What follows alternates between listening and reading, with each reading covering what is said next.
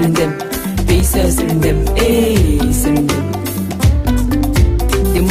Des mois, demi, demain, demeure, colère, déni. Je sais pas si c'est la nuit, mais gars, tu passes tes journées en boîte de nuit. C'est l'undem. C'est l'undem. Hey, c'est l'undem. Des mois, demi, demain, demeure, colère, déni. Et non pas si c'est la nuit, mais gars, tu passes tes journées en boîte de nuit. C'est l'undem. C'est l'undem. Hey, c'est l'undem. C'est l'undem. C'est l'undem. Hey, c'est l'undem. C'est l'undem. Pélika, c'est l'undem. Hey, c'est l'undem. C'est l'undem. C'est l'undem. Hey, c'est l'undem. Voilà. C'est le Vendem. C'est l'undem. Hey, c'est l'undem. Alors, si tu ne sais pas où se trouvent tes intérêts, c'est également l'undem. J'ai annoncé 2 icônes aujourd'hui, mais on en a eu 3. L'idole, la Meuse en fait partie. J'ai annoncé Yanga. Je suis sûr que vous êtes repartis ravis de la présence de Yanga sur votre émission. Et aujourd'hui, nous avons Dr Hobson qui était l'autre idole, l'autre icône annoncée. Dr Hobson, c'est un chercheur afro-américain d'origine camerounaise et qui a choisi la naturopathie comme cheval de bataille contre toutes les maladies dites chroniques, les maladies inguérissables, même les cancers. Et ça porte plutôt des fruits. Il a choisi de revenir s'installer au Cameroun afin de profiter des merveilles de la nature qui nous entoure, les plantes médicinales, les plantes naturelles pour faire des choses. Je l'ai invité sur cette émission, il a accepté de venir, j'en suis très ravi et je lui dis merci. Merci beaucoup, Dr Hobson, d'être venu sur Merci beaucoup, Président Tchap. C'est un plaisir de vous avoir sur ce plateau. Ben, je suis très ravi d'être ici. Ça fait presque 4 ans qu'on s'est rencontrés. Tout à fait. Et il y a un artiste qui m'a beaucoup parlé de vous, Petit Pays. Tout à fait. Alors, je vous ai rencontré parce que comment on peut même vous présenter, naturopathe ou chercheur? Bon, disons que j'ai étudié la naturopathie aux États-Unis, surtout les plantes africaines, mais j'ai fait la médecine orthomoléculaire. Voilà. La médecine orthomoléculaire a été lancée aux États-Unis dans les années 60 par un très grand chercheur, le docteur Linus Pauling. C'est le seul individu au monde à avoir reçu 2 prix Nobel. Je dis bien le seul individu au monde à avoir reçu 2 prix Nobel. Alors, voilà. À quoi consiste la médecine Alors, la médecine orthomoléculaire, en fait, il y a 2 grandes écoles de pensée en matière de médecine. Il y a ce qu'on appelle la médecine allopathique, la médecine qui est pratiquée dans les hôpitaux, les pharmacies et tout cela. Et il y a de l'autre côté la médecine orthomoléculaire, qui regroupe toutes les médecines naturelles. C'est-à-dire que essentiellement, la différence, c'est quoi? La médecine allopathique pense que pour éliminer la maladie, il faut aller dans les laboratoires pour créer des molécules de synthèse. C'est ce qu'on vend dans les pharmacies. Malheureusement, cette médecine ne marche pas. Pourquoi? Parce qu'elle n'élimine que les symptômes.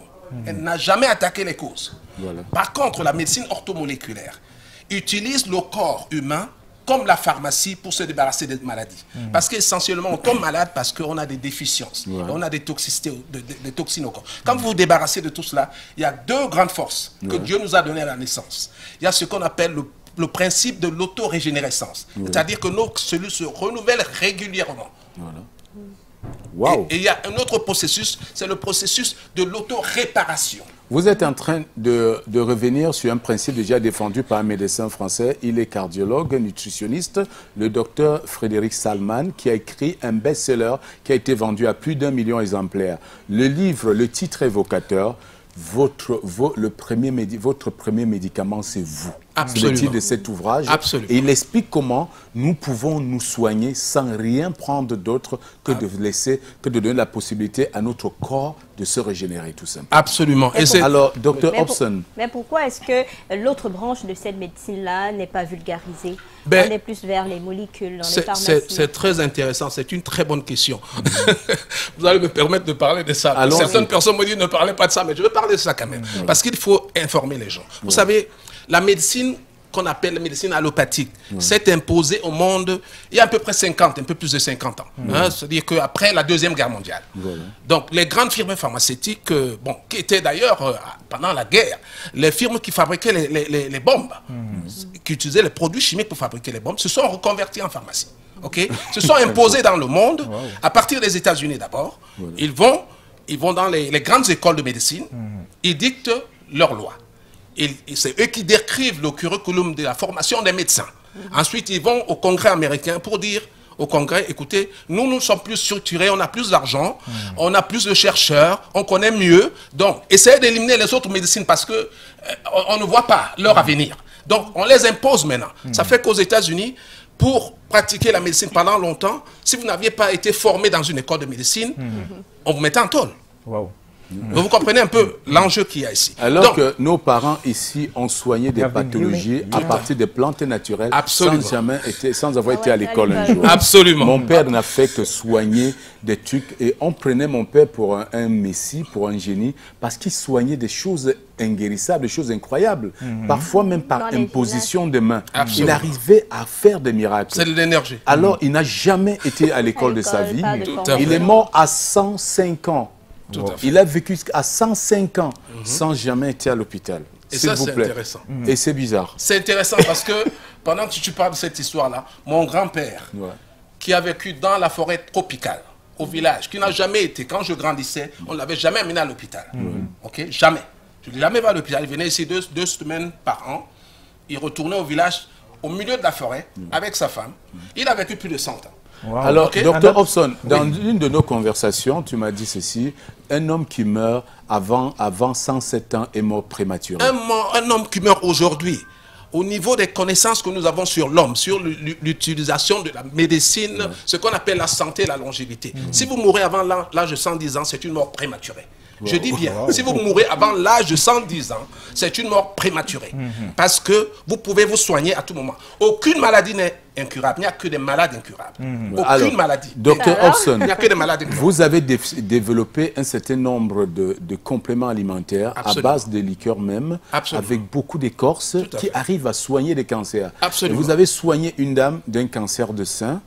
Alors, comment vous arrivez à redonner vie aux personnes qui avaient perdu déjà espoir à cette vie à travers les plantes médicinales? Comment arrivez-vous à agencer ces plantes? Et quels sont les différents types de thérapies que vous pouvez soigner, Dr Hobson? On peut soigner presque toutes les maladies. Pourquoi? Parce qu'on suit un principe naturel d'élimination des toxines, un principe naturel de l'auto-régénérescence et de l'auto-réparation. C'est aussi simple que ça. Si le corps humain, comme je l'ai dit, le corps humain a la capacité de se soigner seul. Donc, moi, j'ai mis au point un whisky qui est utilisé par tout le monde, y compris les nourrissons. Y compris les nourrissons. Ce whisky-là, il y a des nourrissons qui l'utilisent aujourd'hui, qui ne prennent pas de vaccination. Ils n'ont pas de petits bobos, de paludisme, constipation, des choses comme ça. Et il contient quoi, Dr Hobson? Mon whisky contient plus de 100 plantes. C'est des plantes que j'ai étudiées aux États-Unis. J'ai étudié ces plantes-là. Mais est-ce que sur le terrain, vous avez l'impression qu'on comprend exactement quelle est votre philosophie? C'est le rôle des émissions comme ça, là, parce que j'ai quand même eu à passer dans plusieurs émissions. Je soigne les gens à travers le monde. Il y a même des médecins qui sont mes patients. Je dois vous le dire. Des médecins qui sont mes patients. Je soigne à travers le monde. I have this question. On what percentage can we trust Cameroonian traditional traditional doctors? On what percentage can we trust them? Because you have done very long studies to know what you know about African curing plants. Now, on what percentage can we trust those we have today? You know, the problem is I can't tell because I don't have figures. I don't have the data to tell you what percentage. I know there are some good,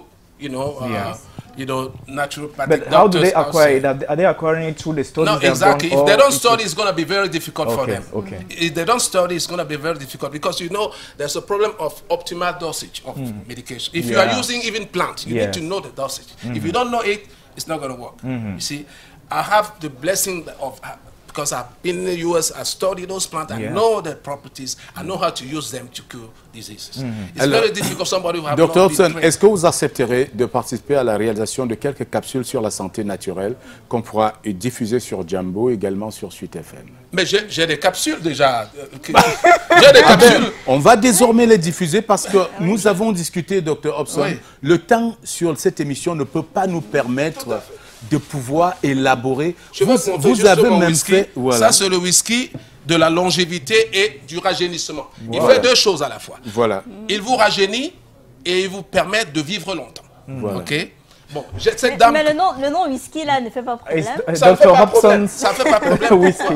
Voilà. Ça fait pas problème. Il s'appelle whisky de la longévité. Liqueur de la longévité. C'est une liqueur de la longévité. Il y a un peu d'alcool pour ça sert de vecteur en réalité. Vous savez, on dit que l'alcool est un problème, mais en fait, c'est l'abus d'alcool qui est un problème.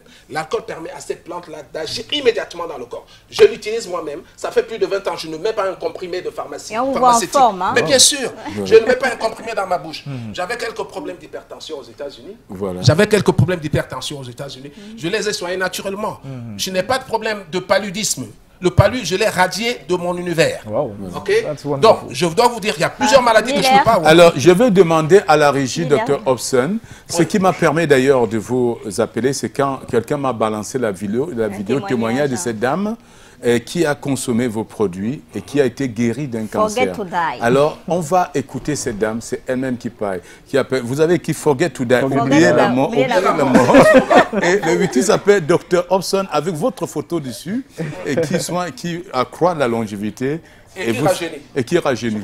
Alors, voilà donc ce whisky Dr Hobson. On va écouter cette dame et on va revenir dire où est-ce qu'on peut trouver vos produits. Et surtout, il y a vos numéros au bas de l'écran pour ceux qui pourront vous appeler Dr Hobson. S'ils ont de vraies pathologies, vous avez dit il n'y a aucune pathologie inguérissable. Aucune maladie n'est incurable. Il n'y a que des malades incurables. En même temps, vous avez dit c'est une foutaise cette histoire qu'on parle d'hérédité dans les maladies. Non, exactement. Ça, c'est important de le dire. On parle de la fatalité des gènes. Quand vous allez à l'hôpital, on vous dit oh, ben, écoutez, vous êtes dans une famille où des gens avaient le cancer, blablabla. Tout ça, c'est de la pseudo-science. C'est de la pseudo-science. Aujourd'hui, il y a une nouvelle science qu'on appelle l'épigénétique. C'est la science de demain, c'est la science de la longévité. Et elle nous prouve aujourd'hui que plus de 99% de maladies sont causées par l'environnement, par le stress. Plus de 99% de maladies. Ça veut dire quoi? Si vos parents avaient du diabète, des histoires, ça, il faut oublier cela. Il faut oublier cela. Mettez ça dans la poubelle parce que ce n'est pas de la science. Merci, on regarde le témoignage. On regarde le témoignage de cette dame. Je m'appelle Duco Thérèse. J'avais voyagé pour un heure à Bamoussam. À mon retour, le matin d'un vendredi, je suis rentré vendredi matin à 4 heures. J'arrive chez moi à 6 heures du matin. Je commence à sentir mal entre les pouces, entre mes deux bras comme ça. Avant la soirée, ça n'allait pas. Je ne pouvais même rien toucher. Le lendemain matin, c'était impossible même de manger. Le lendemain, dimanche, ça marchait sur mes bras comme ça, venait entrer dans ma poitrine. Commençait à circuler, laisser une boule dans mes seins sur le champ du cœur, j'étais de partout. Après ça, j'ai montré à ma fille, quand il bougeait le bras droit, je sentais mal. J'ai testé, j'ai senti la boule dans les seins. J'ai dit à ma fille que viens voir quelque chose. Elle est venue, elle est montée. Elle a dit que mais il faut qu'on monte sur le doigt. Elle a dit que tu as l'argent. Laisse-moi, j'amène l'enfant, je sais que le maillot, la voiture porte, on essaie de trouver les gens pour gérer, pour avoir de l'argent. Je suis parti au champ avec ça le lundi avec mon fils. Là, le maillot, la voiture a porté, on a fait tout. À l'heure où il faisait feu, j'étais plus présent.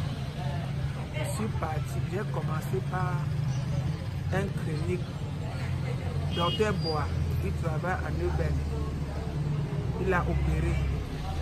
Il m'a d'abord fait les examens, m'a envoyé à 5 ans faire les examens, il m'a opéré, retiré la boule. Il m'a envoyé au centre pasteur de Dakwa, de donner pour que ça part en plus à Yaoundé. On est parti déposer avec une somme de 19 ans. Un mois, le résultat est venu, je suis parti de donner. Quand il a lu, il m'a dit que non, ma soeur, c'est un peu à mon niveau, je suis dépassé. Je vais t'envoyer soit à la caisse, soit à l'état général. Moi, j'ai choisi général. Arrivé là, il m'a dit que je devais faire encore les examens. Arrivé là-bas, j'ai repris les examens à nouveau, très formé. J'ai même dépassé, j'ai même pleuré. La femme là me demande encore d'envoyer encore les résultats à Yaoundé, que ce n'est pas elle écrit une lettre mettre sur ça. J'ai envoyé encore sur Yaoundé. J'ai payé une somme de 65 000 pour que ça reparte. C'est revenu. Quand elle me dit que madame, tu as le cancer du sang, je dis mais comment du sang alors que c'était sur mes seins, on a retiré la boule. Madame, ça marche avec toi. J'ai commencé à prier. J'ai fait le chimiothérapie de octobre. Il faut l'appeler. Là, sur le champ, je l'ai appelé. On a eu le contact. Il m'a dit de passer à son bureau à Aqua. Je suis parti là-bas 2 fois, 3 fois. Il n'était pas présent. Il m'a rappelé de revenir tel jour. Il m'a trouvé. Il m'a géré. Aujourd'hui, je suis à l'aise. Sinon, je me portais bien pour le moment parce que je ne dormais pas. Je ne pouvais pas manger. Il y avait une fatigue terrible.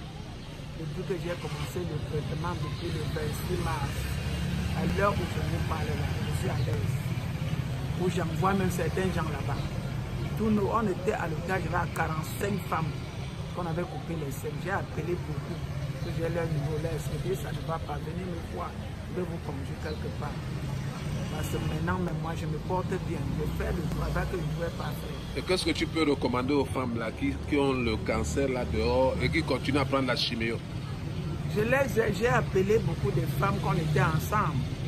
Je leur dis que vraiment, que de prendre le chimio. Jusqu'aujourd'hui, j'ai les crampes de chimio sur le pied, je n'arrive pas à marcher bien. Voilà. Alors, voilà, et quand elle vous a contacté, elle est guérie. Et déjà, l'autre partie des mains, il est un peu long. Elle précise qu'elles étaient 49 femmes, 45 femmes, et que 20 sont décédées qui souffraient du cancer au moment où on les avait diagnostiquées. Donc, elle qui a suivi votre thérapie, elle est guérie. Et il y a d'autres femmes aussi qui sont en train de suivre. On a d'autres femmes également qu'on suit en ce moment. Oui. On a d'ailleurs une autre femme qui allait en Europe, qui a eu un problème de métastase du cancer jusqu'au cerveau, qu'on est en train de la suivre. Est-ce que vous savez qu'au Cameroun, il y a une plateforme où on travaille, c'est-à-dire que le ministère de la Santé travaille avec des personnes qui font des recherches pour permettre de cette fusion-là. Est-ce que depuis que vous êtes là, vous avez cherché à rencontrer ces autorités pour pouvoir travailler ensemble? Parce qu'aujourd'hui, il s'agit de cela. Bon, je dois d'abord vous dire que j'ai reçu le premier prix de du meilleur chercheur indépendant par le ministère de la Recherche scientifique. J'ai mon certificat ici. Okay. J'ai mis au point le fameux vaccin d'Ebola. Je suis connu au ministère de la Recherche scientifique. Je suis également connu au ministère de la Santé, sauf que ça n'avance pas trop là-bas. Bon, j'ai mis au point quelques produits ici que je voulais commercialiser. Malheureusement, j'ai rencontré trop d'obstacles à Yaoundé, parce que je ne vais pas revenir là-dessus, vous savez comment ça fonctionne là-bas. Mais quel que soit le cas, je me suis dit, bon, il faut que je me rapproche de ma population, des gens. C'est pour ça que j'ai décidé donc de prendre cette voie-ci. Parce que plus tard, si le gouvernement veut qu'on travaille, parce que moi je fais une médecine de demain, ce n'est pas une médecine qu'on enseigne dans les écoles de médecine ici. Il faudra peut-être attendre 10-15 ans pour qu'un médecin de Cameroun sache ce que je fais. Merci beaucoup, Dr. Hobson. Si on a la possibilité de se rapprocher du ministère qui peut nous accompagner, on est prêt pour le faire. Alors, Dr. Hobson, où est-ce qu'on vous retrouve? Et pour les gens qui veulent essayer vos produits, comment est-ce qu'ils font? Bon, il y a le numéro déjà qui sera affiché. C'est affiché au bas de l'écran. Bon, ça sonne depuis là. Voilà, le bureau c'est à côté de Central Voyage, presque en face d'Adidas. Vous devez appeler, vous avez envoyé. Si vous avez une pathologie vraiment urgente à traiter, envoyez-moi un message sur WhatsApp. Décrivez ça et puis on va prendre un rendez-vous. C'est le 672 91 48 66. Ça, c'est le numéro. 672 91 48 66. Vous m'appelez, vous envoyez un message sur WhatsApp et puis on va vous traiter. Je vous dis, vous avez la capacité de vous soigner, quelle que soit la maladie. N'ayez pas peur, mais n'attendez pas le moment où vous ne pouvez pas avaler quelque chose pour nous voir. Parce qu'il y a des cas chroniques. Voilà. Merci, Dr. Hobson, d'être venu. Et nous compterons sur vous pour réaliser des capsules pour aider les gens à prendre leur santé en main. Tout à fait. Merci. Et je dois aussi dire que je dois, tous ceux qui sont à travers le monde, parce que j'ai des malades partout. On peut vous soigner à distance. On fait de la télémédecine déjà. Merci. Merci, Dr. Hobson. Et Hippocrate, le père de la médecine, l'avait dit que l'aliment soit votre premier médicament. Et au médecin, Hippocrate a recommandé que votre mission soit de traiter, de soigner sans nuire. Voilà, que votre mission soit de soigner sans nuire. Et aux hommes, Hippocrate a dit que l'alimentation soit votre premier médicament. Et Président, si on avait ce whisky à temps, on aurait donné à notre footballeur de cœur qui est parti, Marc-Vivien Foué, il y a de cela 16 ans aujourd'hui, et figure de style, revient sur la vie de cet homme-là qui a marqué le football camerounais et que malheureusement aujourd'hui ses œuvres restent infinies. On attend toujours le coup de main du gouvernement, mais toujours est-il, il reste dans nos cœurs, même 16 ans qu'il est parti. Marc-Vivien Foué est tombé au cœur du stade Gerland au cours de la Coupe des Confédérations. Match Cameroun-Colombie. Le géant, le baobab du Cameroun s'écroule au cœur du stade comme un géant au pied d'argile. Et voilà, des images qu'aucun Camerounais n'a oubliées. Nous le garderons toujours dans nos cœurs pour tout ce qu'il nous a offert. Marc-Vivien Foé, figure de style.